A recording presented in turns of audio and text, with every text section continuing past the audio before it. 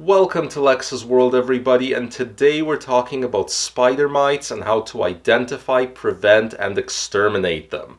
I decided to touch on spider mites before moving on from the insect topic for a while, simply because they're a pretty high threat level bug and very common along the west coast and in Canada, which is where a lot of my viewers are from. Plus, several of you requested it, and I do pay attention to episode requests in the comments. So what are spider mites? Well, they're tiny round mites under 1 millimeter in size that start out on your leaves, mostly on the underside of your leaves, and they're pretty easy to spot with the naked eye, once there's a good number of them. You're very unlikely to notice them when there's only a few, and by the way, don't get too concerned about them if you're just a couple weeks away from harvest and there's only a few. Try to exterminate what you spot, but don't go nuclear, as I'll describe in a minute. You might also spot the clusters of the spider mite's tiny white eggs, and in the late stages of infestation, there's going to be actual webbing that appears on your cannabis leaves. Early on, it'll be just a few strands, but things can get pretty out of hand if you let them go long enough. The most common spider mite in cannabis plants is the two-spotted mite that looks like this, followed by the darkish or red-looking carmine spider mite, which I've personally run into a lot more often.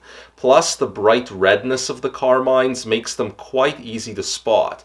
There's many other species, but what you really have to pay attention to in terms of identifying them is their round bodies and spider-like leg pattern. Much like the thrips that we've covered in the recent past, I'll link to that episode in the video description, spider mites survive by sucking sap out of your leaves, and as a result, you'll likely discover them at first by the stippling, or the spots that they leave on your plants in locations where the plant has been damaged by their bite and can no longer produce chlorophyll.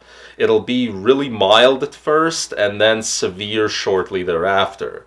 This is when you won't know whether you have thrips or spider mites until you actually look at their bodies closely, but since thrips look like this, and they're a bit bigger than spider mites, it's pretty easy to tell them apart. If you let the mites eat enough of the leaf, it will start to turn yellow and die, and their webs will become thicker, and the spider mites will spread to other plants like wildfire. The next question people have is, why did spider mites happen? Well, probably because the grow room was unclean or dusty.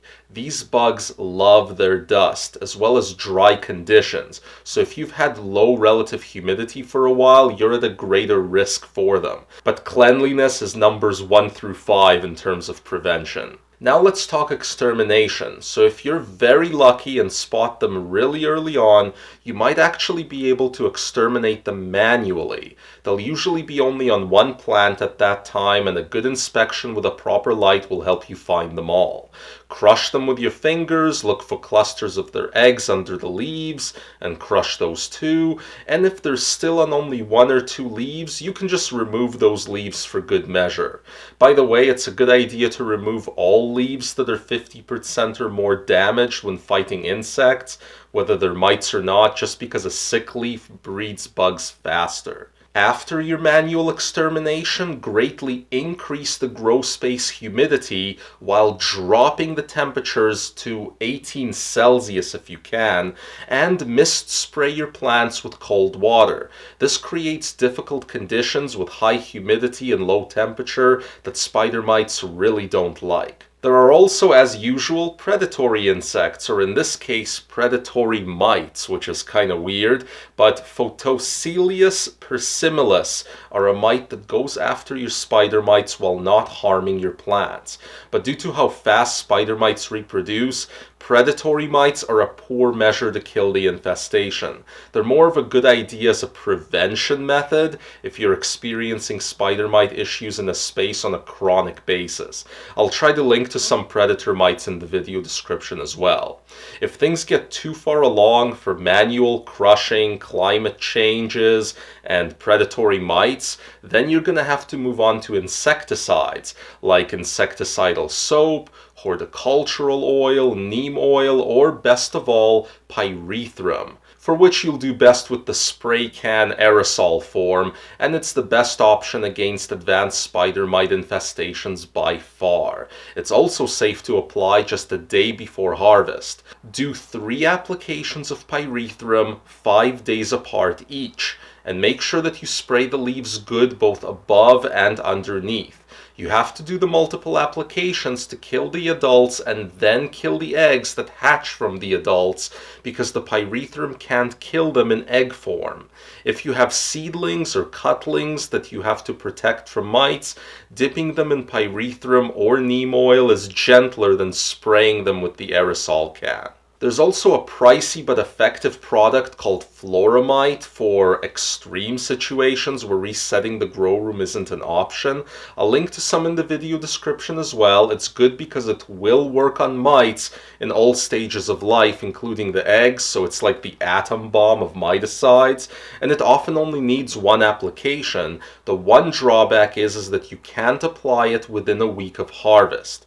And speaking of links in the description, while you're down there, please check out today's sponsor, T&B Naturals, makers of innovative gardening products such as the Enhancer CO2 system. And on that note, guys, I think I am all done with the insect series for a long time. We did like 5 of these, and I think we've killed the bugs topic.